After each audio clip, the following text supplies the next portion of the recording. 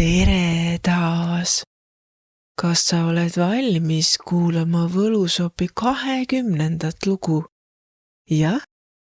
No siis on küll väga hästi, sest seda sa kohe kuuledki. Säti end mugavalt sisse ja siit see tuleb. Kui mõtteid on liiga palju. Võlusopis oli rahulik õhtu. 3 sõpra, Lumi, Siira ja Runo, istusid tammepuu all. Tammelehed sahisesid rahulikult. Sammal puu all oli pehme ja soe. Aga Runo ei olnud rahulik. Ta istus samblas ja kurtsutas kulmu. Mu peas on liiga palju mõtteid, ütles ta lõpuks. Siira tõstis kohe käe. Mul ka, hüüdis ta rõõmsalt. Runo vaatas teda. Sa ei paista mures.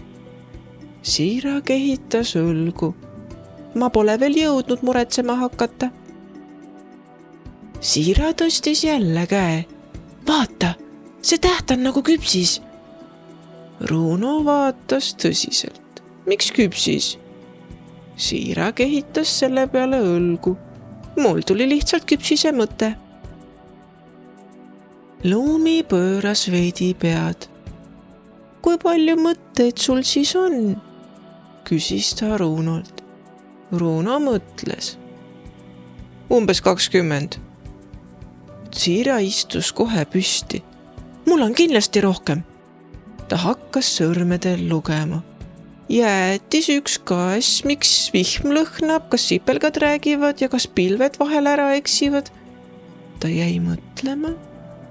Ja nüüd tuli veel 1 mõte juurde. Runo ohkas. Minu mõtted ei ole naljakad.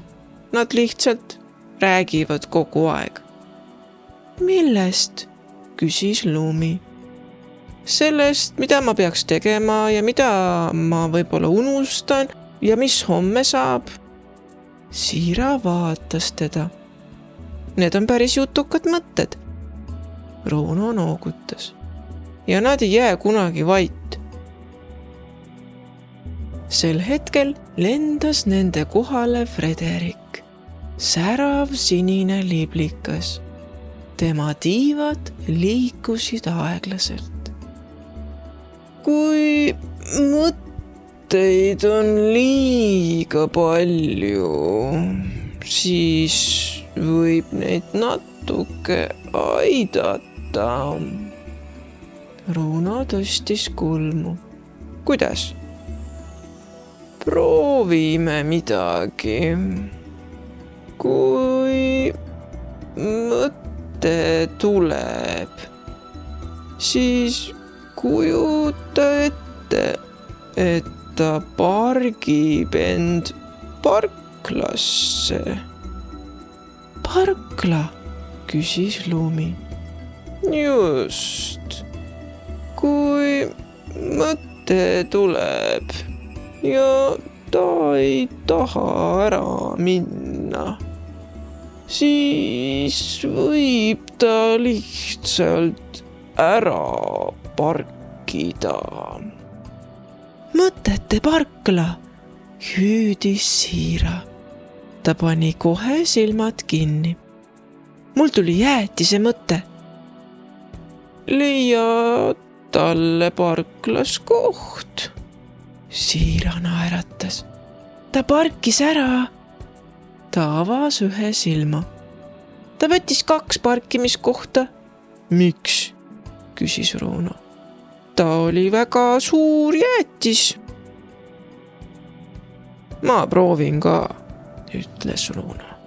Mul tuli leiutise mõte. Ta pani silmad kinni ja kujutas ette parklat. Ta nägi, kuidas leiutise mõte sõitis rahulikult oma kohale. See oli tähtis mõte, ütles ta. Ta sai vipp parkimiskoha. Lumi proovis ka. Mul tuli küsimus tähtede kohta. Ta sulges silmad ja kujutas ette parklat. Ta pani oma mõtte sinna. See ootab homset. Natuke aega ei rääkinud keegi.